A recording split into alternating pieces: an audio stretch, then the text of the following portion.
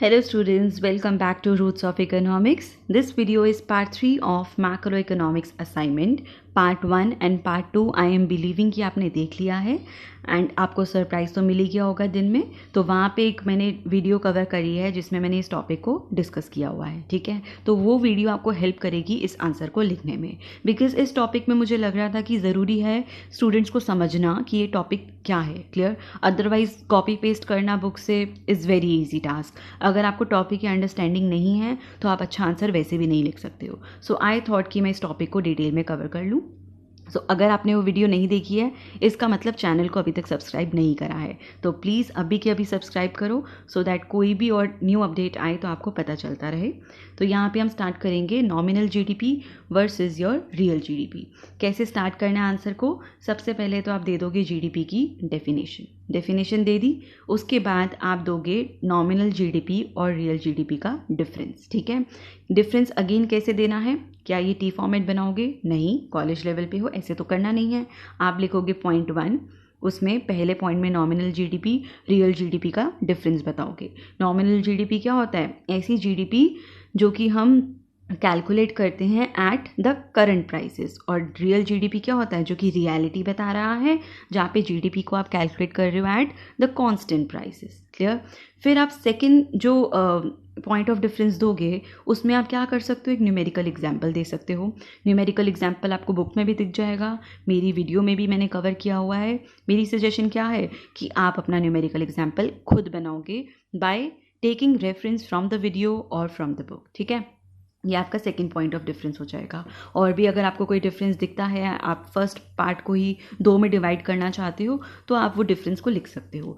फिर आपका last part आता है कंक्लूजन में आप क्या दे सकते हो? आप बताओगे कि कौन सी जीडीपी ज़्यादा बेटर है, रियल जीडीपी या नॉमिनल जीडीपी। तो जैसा कि मैंने बताया है कि रियल जीडीपी में रियलिटी पता चलती है, तो डेफिनेटली सी बात है कि real GDP is better over the nominal GDP. क्यों बेटर है? उसके 2-3 पॉइंट ऑफ डिफरेंस है, वो बता देना। तो यहाँ पे आपका आंसर खत्म हो जाता है। नेक्स्ट आपका आता है last topic number 10 which says multiplier क्या होता है? Explain the relationship between multiplier and MPC. MPC मतलब marginal propensity to consume using an example को यूज़ करके, न्यूमेरिकल एग्जाम्पल को यूज़ करके आपको मल्टीप्लायर और एमपीसी का रिलेशनशिप बताना है। देख लेते हैं कैसे करना है इसको। सबसे पहले तो मल्टीप्लायर की डेफिनेशन दे दो, ठीक है। डेफिनेशन आपको बुक में मिल जाएगी। डेफिनेशन को देने के बाद आपको लिखना है फॉर्मूला जो आपका होता है मल्टीप्लायर के 3 फॉर्मूले गिवन है। एक तो सिंपल है जो कि डेफिनेशन ही है कि आपका इनकम में कितना चेंज आएगा जब इन्वेस्टमेंट में चेंज आता है। अच्छा स्टूडेंट्स, जब भी मल्टीप्लायर का क्वेश्चन आता है ना, आगे पीछे कुछ नहीं लिखा हुआ कौन सा मल्टीप्लायर है, क्योंकि मैक्रो इकोनॉमिक्स में तो हम मनी मल्टीप्लायर पढ़ते हैं, government expenditure multiplier, so many multipliers we study. जब सिर्फ मल्टीप्लायर लिखा है ना, दैट ऑटोमेटिकली मीन्स कि किसकी बात कर रहे हैं? इन्वेस्टमेंट मल्टीप्लायर की, ठीक है। तो सबसे पहले ये वाला फॉर्मूला लिख दिया। फिर दूसरे फॉर्मूले में क्या है? एमपीसी के साथ रिलेशन बताया हुआ है 1/1 माइनस एमपीसी। फिर तीसरे में आपको बता देना है एमपीएस के साथ रिलेशन, ठीक है। मल्टीप्लायर को किससे डिनोट करते हैं? अल्फ़ाबेट के से, ये भी लिख देना, ठीक है। और फिर आप अपने तीनों फॉर्मूलेस को स्टेट कर देना। उसके बाद आपका आएगा डायग्राम किसका? मल्टीप्लायर का। Yes, it is given in the book. तो यहाँ पे आपका सिर्फ और सिर्फ व्हाट इज़ मल्टीप्लायर कंप्लीट हुआ है, ठीक है। आगे बढ़ते हैं। नेक्स्ट आपका है relationship between multiplier and MPC. तो रिलेशनशिप क्या है? रिलेशनशिप या तो नेगेटिव होता है या पॉजिटिव हो सकता है, क्लियर। तो आप वो लिख देना कि पॉजिटिव है या नेगेटिव है। बुक में देखना, लिखा हुआ है बहुत क्लियरली। और उसका फिर प्रूफ दे देना। प्रूफ कैसे देना है? जो एल्जेब्रिकल प्रूफ दिया हुआ है बुक में, ठीक है, जहाँ पे वो सेविंग इन्वेस्टमेंट को पुट करके क्या कर रहे हैं, ये प्रूफ करना चाह रहे हैं कि आपका रिलेशन कैसा होता है, पॉजिटिव होता है या नेगेटिव होता है। मैं आपको आंसर नहीं बता रही हूँ, आप खुद बुक में देखना, ठीक है। ये बताने के बाद ये 4-5 लाइंस में कवर हो जाएगा आपका प्रूफ। फिर आपको क्या लेना है? Numerical example. जैसा कि क्वेश्चन में मेंशन है कि न्यूमेरिकल एग्जाम्पल के थ्रू समझाना है।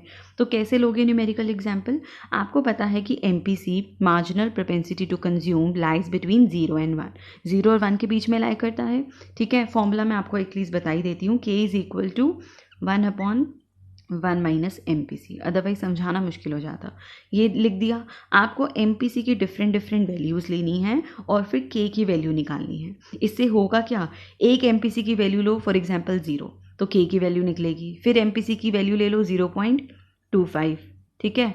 फिर आप 0.25, देन यू कैन टेक 0.5, फिर 0.75 और लास्ट में ले लेना MPC की वैल्यू एज 1।